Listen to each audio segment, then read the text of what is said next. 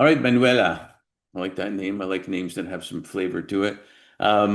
Influencers are, as you know, I know now, knowing getting to know you, influencers are big time in our lives, and sometimes they come in a second, sometimes they are a lifetime. And when I speak, I talk a lot about my grandfather.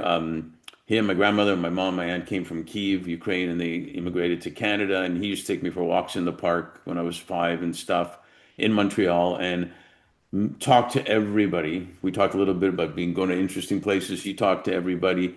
And one day I just asked him, I called him Zeta. I said, "How do you know all these people?" And he said, "Well, you see that guy over there? He was walking and I smiled at him and he stopped and smiled at me and came over. And then some other person saw us smiling and laughing and came over, shortening the story here. But I do remember my 5-year old brain saying, all I have to do is smile in my life and I'll be fine.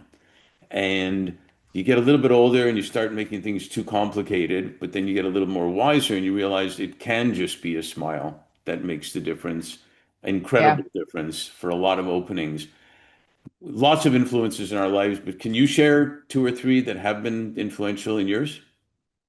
Yeah. Well, I spoke at length in the Right. episode about my mom and dad, so I won't repeat them, but I'll follow your lead. I'll mention my paternal grandmother, who was born in Niterói, across the bay from Rio de Janeiro, oldest of 13. And we still have newspaper clippings. She was an artist, so she did painting, she did tapestries. She was, I know this is going to sound really funny in our digital age. She was a puppeteer, and she would do puppet shows all around the schools and at the birthday parties and community events. And it was considered like heretical that a married woman was going out. Oh, she also had a TV show with her puppet show, like the local TV station. And it was considered really wild that a married woman, dared to, be out of the house. So she was a tough lady.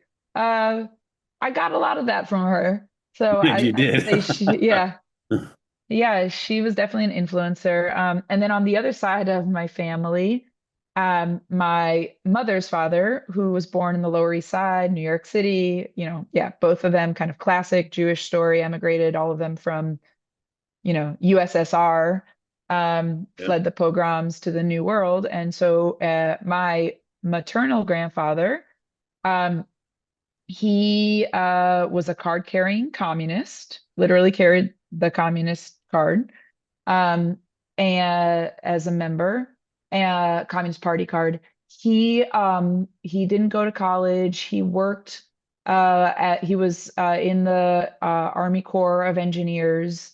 Um, Hmm. didn't talk about going to Europe during World War II. I don't know very much about that, but I actually should dig in. Um, and then became kind of a civil engineer, surveyor, nothing fancy, never went to college.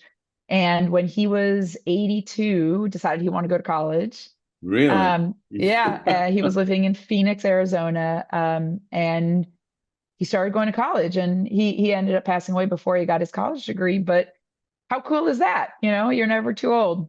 You're never too So old. That is yeah, amazing, actually. But you're never too old to learn, right? And go after interesting things and curious things. That's fantastic. And yeah. And anybody wants to hear about her mom and dad, go back to the original video with some great stories there. Well, I am. I think it teaches us something in the sense of we're all influencing people all the time, and sometimes we don't even know it. And so we should think about that as to how we want to influence people positively or negatively. yeah, And because it does stay with us sometimes. The trauma stays with us. I think we need more positive trauma is a term I've been using recently versus negative trauma. And yeah, that stick with us. So thanks for sharing all that. absolutely. Glad to.